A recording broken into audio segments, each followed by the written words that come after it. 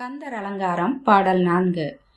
ஓர ஒட்டார் ஒன்றை உணர ஒட்டார் மலரிட்டு உணதாள் சேர ஒட்டார் ஐவர் செய்வதன் யான் சென்று தேவருய்ய சோர நிட்டூரனைச் சூரனை காருடல் சோரி கக்க கூற கட்டாரியிட்டு ஓர் இமைப்போதினிற் கொன்றவனே.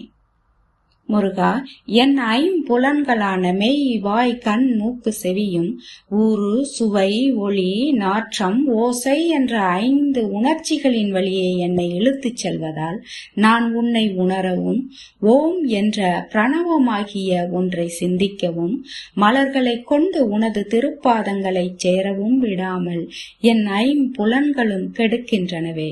இதற்கு நான் என் செய்வது?